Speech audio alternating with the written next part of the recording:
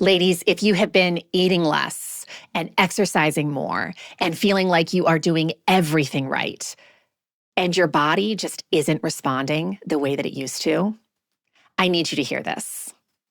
You are not broken, my friend. You're not even failing. But you do need to recognize that your biochemistry has changed. And nobody has told you the rules of this new game. Welcome to your daily hit of grace and grit, your quick dose of inspiration to kickstart your day. I'm Courtney Townley, and here is today's hit. You know the feeling when you used to skip a meal, maybe eat a little bit lighter for a week, and lose weight pretty effortlessly? And now that same approach leaves you feeling exhausted and cranky and heavier. What the heck? Well, here's what's going on. That is not a willpower problem. That is a hormone and blood sugar problem.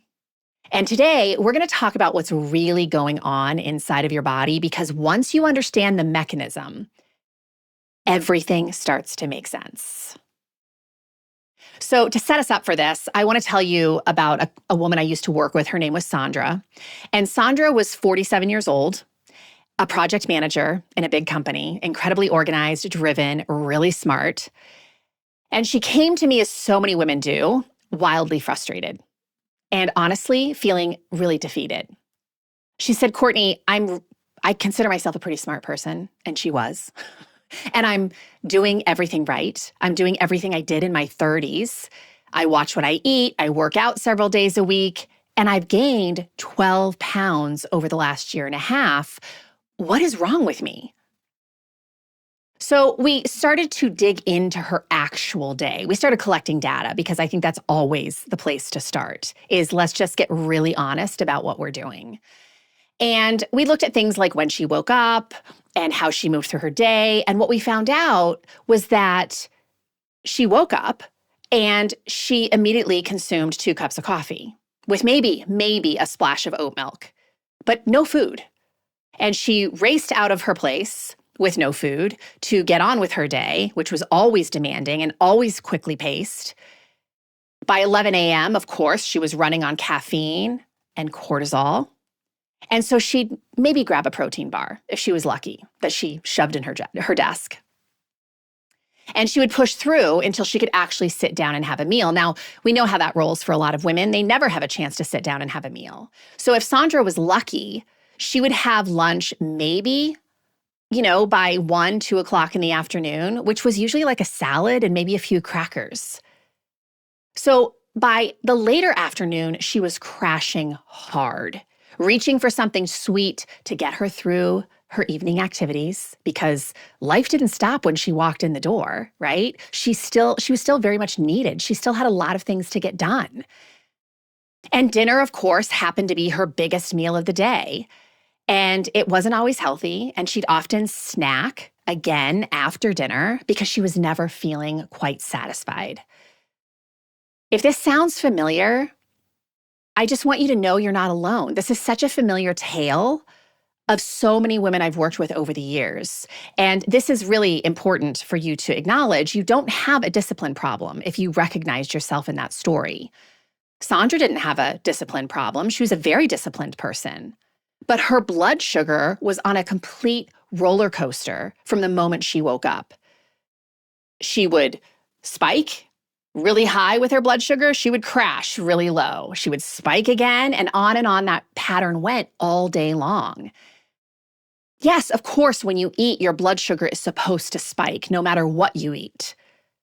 But if it spikes too high because of what you're eating and how long the periods are between the meals that you eat, that can ultimately be a huge problem, because it causes you to crash with your energy. And the worst part about all of this is the women who experience it tend to blame themselves, right? Again, because they're not understanding the mechanism. So here is the mechanism that you need to understand and what may be happening for you if you could relate to that story. Every time you eat, like I was just saying, it's very normal for your blood sugar to spike. Of course, your blood sugar spikes a lot higher when you eat only carbohydrates or you eat foods with a lot of sugars in them. And anytime your blood sugar spikes, your pancreas responds by releasing insulin. That's a beautiful, beautiful process. Insulin is the hormone that shuttles the sugar in your blood into your cells so they can use it for energy. And when the system is working well, it is elegant. It is awesome. You eat, you get energy, insulin clears the sugar from your blood, and your levels come back down. Done and dusted. And that cycle repeats every time you eat. But in midlife, something really shifts. And of course, you know what that something is if you've listened to this show for even a few episodes. Estrogen is declining, right? And as estrogen declines during perimenopause and menopause, your cells become more insulin resistant. They become less sensitive to insulin, which is what insulin resistance is. And it's incredibly common in humanity in the modern world, but it's especially common in midlife women. And yet no one talks about this context, right? What it means practically for you is this. Your body has to produce more insulin to do the same job that it used to do more easily with less insulin. And the more insulin that you have in your bloodstream, the more likely you are to store fat, particularly around the abdomen. The more insulin you produce, it also means more inflammation, more cravings, more energy crashes, and a lot more restless nights. You don't sleep well. So, something worth knowing, there was a study published in the journal Menopause, which is a journal that's supported by the landmark study of women's health across the nation. A lot of people know that as the SWAN study. But it found that the menopausal transition was independently associated with an increased insulin resistance, even when controlled for age and body weight. So what this means in practical terms is it's not just about getting older, the insulin resistance in midlife women. It's the hormonal shift itself that is driving the change. So again, that is not personal failure, that's biology. So what do you do with this information? Well, I want to give you a few nuggets that you can actually apply today. If you've been a longtime listener of the show, none of this will sound surprising to you. The first thing being, when you wake up, eat a protein-forward breakfast. Make that be a non-negotiable. And don't let too much time go between waking up and eating that protein-forward breakfast. Why? Because protein helps to blunt the sugar spike, the blood sugar spike. Starting your day with a protein-forward meal instead of just like a piece of plain toast or a bar or just coffee is one of the most powerful blood sugar moves you can make. So when I say protein forward, again, I mean 25 to 30 grams at breakfast, roughly, maybe a little bit more. Eggs, Greek yogurt, a protein shake with real ingredients, some leftover dinner. It doesn't have to be fancy. It doesn't have to be complicated. Sandra had to start there. That's where we started her, was with eating breakfast in the morning, which I will tell you because I hear this so often. When I was encouraging Sandra to eat breakfast within an hour of waking up, initially the resistance for her was, I'm not hungry.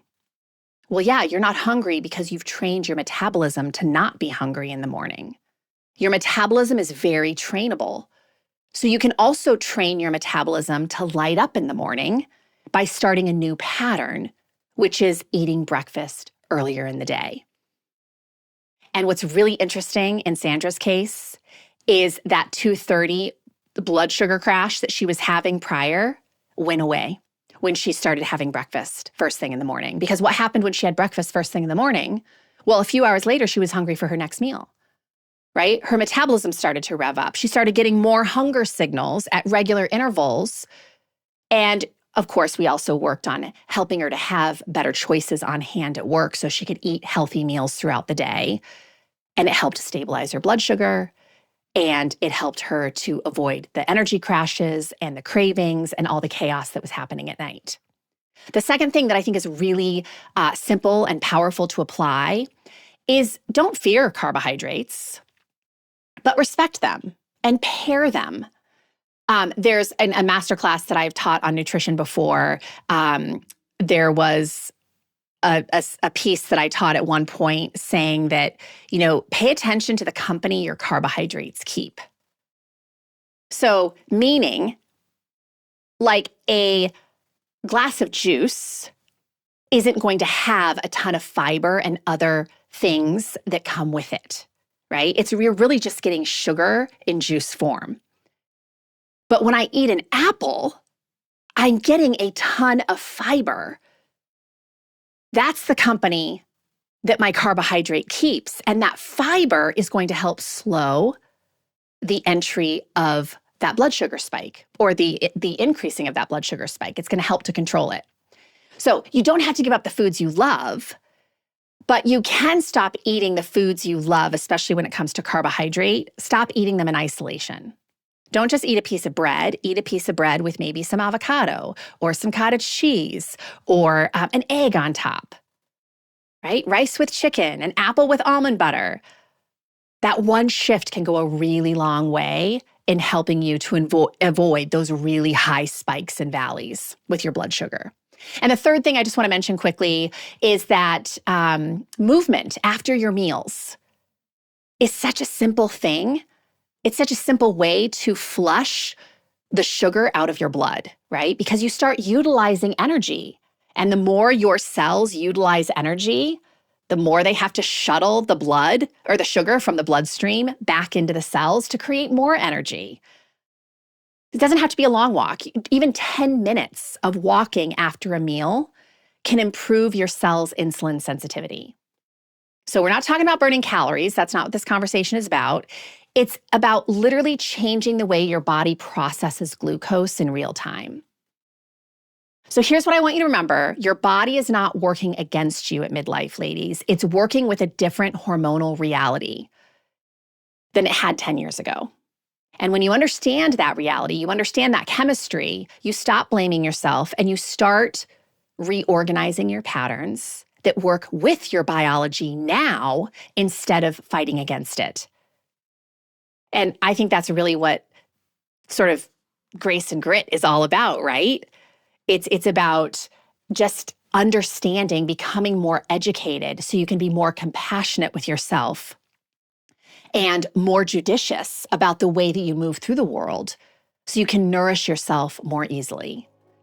So I hope this was helpful. I know this was a little bit meatier considering we're doing shorter episodes this year, but I think it's such an important topic. And even if you tried one of those things today, you're going to do yourself a huge favor on the front of helping to regulate your blood sugar. If this stirred something inside of you, imagine what a whole book of clarity and courage could ignite. The Consistency Code, a midlife woman's guide to deep health and happiness, goes even deeper into the mindset and practices that create real, meaningful change at midlife. Grab your copy today over at theconsistencycode.com and keep the momentum alive.